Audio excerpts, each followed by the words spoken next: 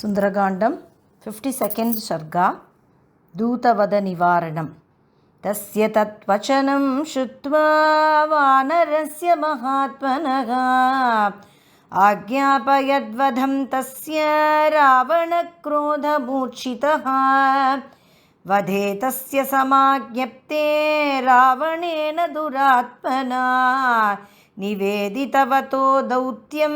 नानुमेने विभीषणः तं रक्षोधिपतिं क्रुद्धं तच्च कार्यमुपस्थितं विदित्वा चिन्तयामास कार्यं कार्यविधौ स्थितः निश्चितार्थस्ततः साम्ना पूज्य शत्रुजितक्रजम्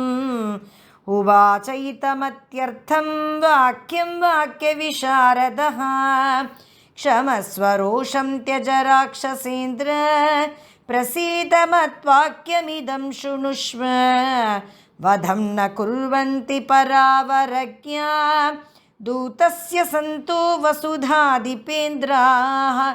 राजधर्मविरुद्धं च लोकवृत्तेश्च गर्हितं तव चासदृशं वीर कपेरस्य प्रमापनं धर्मज्ञश्च कृतज्ञश्च राजधर्मविशारदः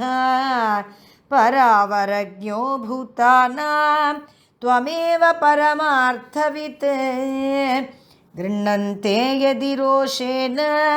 त्वादृशोऽपि विपश्चितः ततः शास्त्रविपश्चित्त्वं श्रम एव हि केवलं तस्मात् प्रसीद शत्रुघ्न राक्षसेन्द्र दुरासद युक्तायुक्तं विनिश्चित्य दूतदण्डो विधीयताम् विभीषणवचः श्रुत्वा रावणो राक्षसेश्वरः रोषेण महताविष्टो वाक्यमुत्तरमब्रवीत् न पापानां वधे पापं विद्यते शत्रुसूदन तस्मादेनं वदिष्यामि वानरं पापचारिणम् अधर्ममूलं बहुरोषयुक्तम् अनार्यजुष्टं वचनं निशम्य उवाच वाक्यं परमार्थतत्त्वं विभीषणो बुद्धिमतां वरिष्ठः प्रसीद लङ्केश्वर राक्षसेन्द्र धर्मार्थयुक्तं वचनं शृणुष्व दूतानवध्यान् समयेषु राजन् सर्वेषु सर्वत्र वदन्ति सन्तः असंशयं शत्रुरयं प्रवृद्धः कृतं ह्यनेन प्रियमप्रमेयं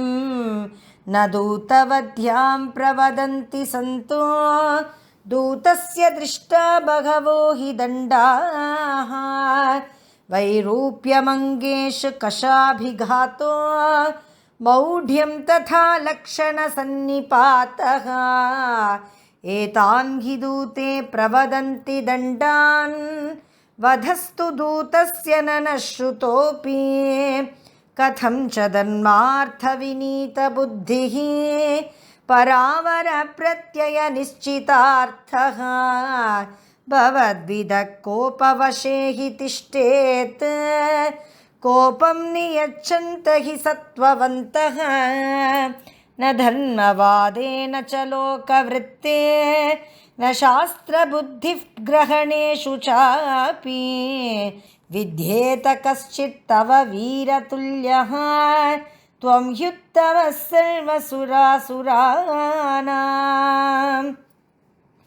पराक्रमोत्साहमनस्विनां च सुरासुराणामपि दुर्जयेन त्वया प्रमेयेन सुरेन्द्रसङ्घा जिताश्च युद्धेषु असृकृन्नरेन्द्राः इत्थं विदस्यामरदैत्यशत्रोः शूरस्य वीरस्य तवाजितस्य कुर्वन्ति वीरा मनसाप्यलीकं प्राणैर्विमुक्ता न तु भो पुराते न चाप्यस्य कपेर्घाते कञ्चित् पश्याम्यहं गुणं तिष्वयं पात्यतां दण्डो ऐरयं प्रेषितः कपिः साधुर्वा यदि वा साधुः परैरेष समर्पितः ब्रुवन् परार्थं परवान् न दूतो वधमर्हति अपि चास्मिन् हते राजन्नान्यं पश्यामि खेचरम्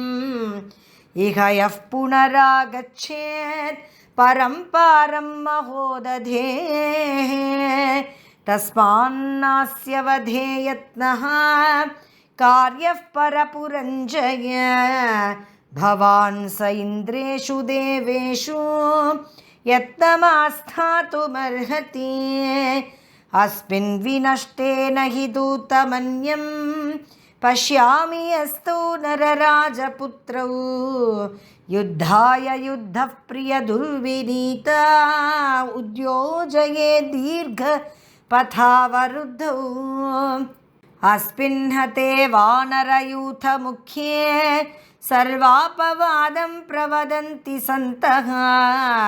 न हि प्रपश्यामि गुणं यशो वा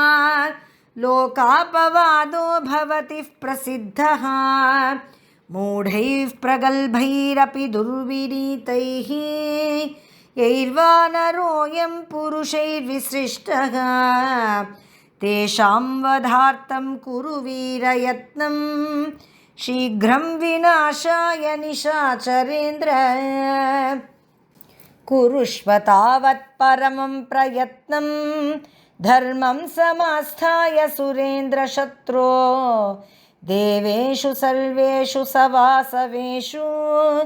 दैत्येषु सर्वेषु सदानवेषु कृत्वा प्रयत्नं सुदृढं सुशीघ्रं मत्वाक्यमेवं मनसा प्रगृह्य तौ राजपुत्रौ विनिगृह्य वीरौ जयं परं प्राप्स्यसि राक्षसेन्द्र पराक्रमोत्साहमनस्विनां च सुरासुराणामपि दुर्जयेन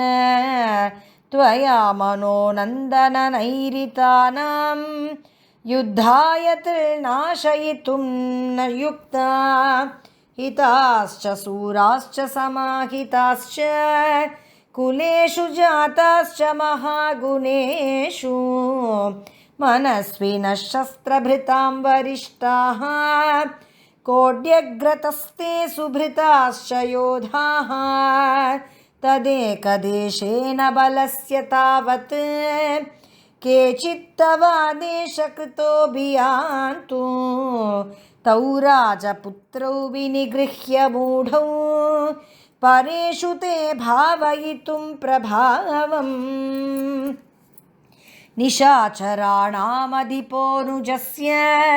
विभीषणस्योत्तमवाक्यमिष्टं जग्राहबुद्ध्यासुरलोकशत्रुः महाबलो राक्षसराजमुख्यः किं वा परं ब्रह्म परं त्वसह्यं सर्वस्य बीजं जगतोऽस्य विष्णोः यद्धेव देवस्य परं च तेजः तदेव तेजः कपिरेष वीरः वधाय मे वैष्णवतेज एव निस्संशयोऽयं कपिरूपधारी इत्येवमेतद्बहुधा विचिन्त्य रक्षोदीपक्रोधवशं जगाम